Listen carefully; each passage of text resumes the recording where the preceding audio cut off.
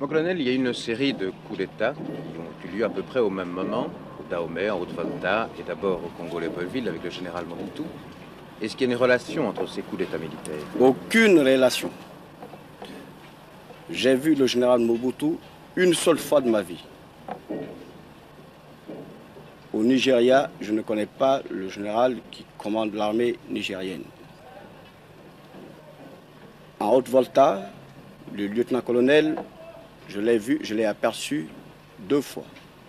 C'est tout. Et jamais on s'est écrit.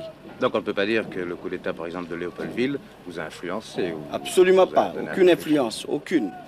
Aucune influence. Mon colonel, vous êtes un militaire qui a une longue carrière déjà de soldat. Est-ce que vous considérez d'abord comme un soldat français? Je venais ce matin même d'envoyer mon livret de pension au Trésor français pour le paiement de ma pension.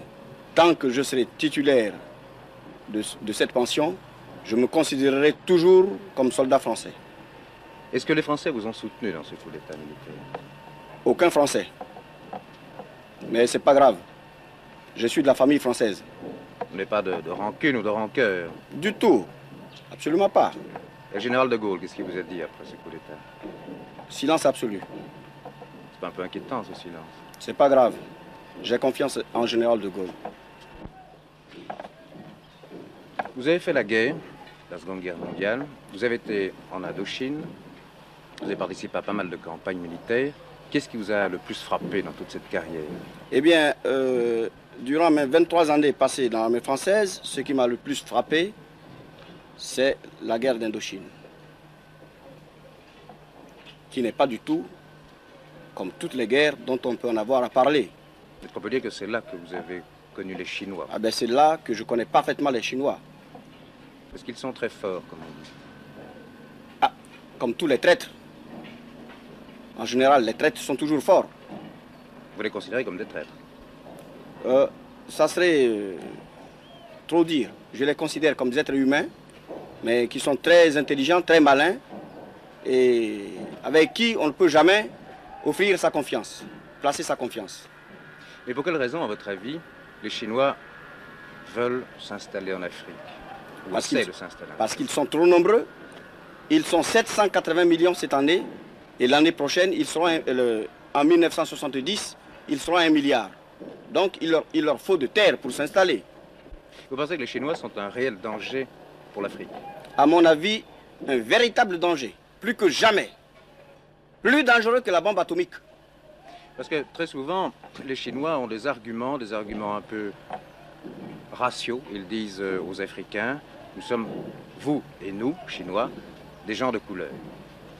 Est-ce que ça n'est pas un argument qui a une portée?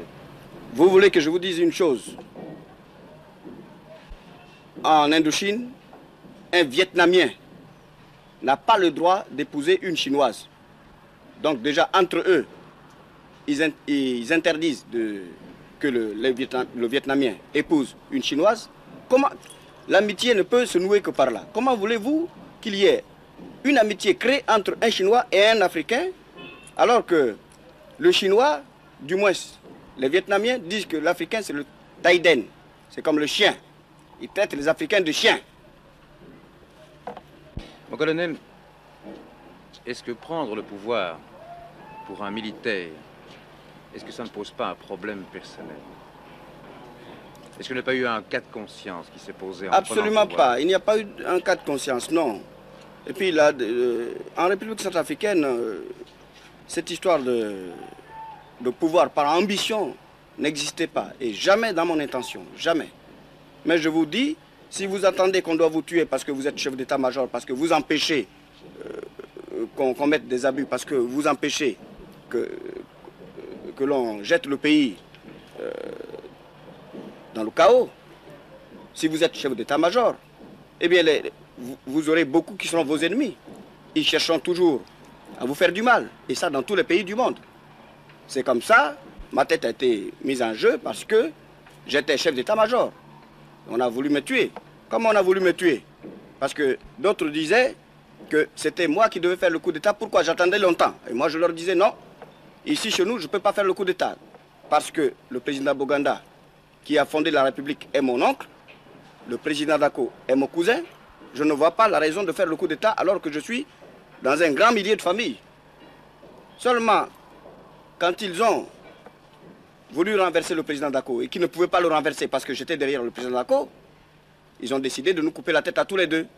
Alors, comme j'ai les armes, il a fallu bien que je sauve la tête du président Dako et la mienne. C'est ce que j'ai fait. On est le beau cassa, on décourage à peine. Mais on a la côté, mon coyon a devant. Et mon tio, n'a qu'un beau cassa.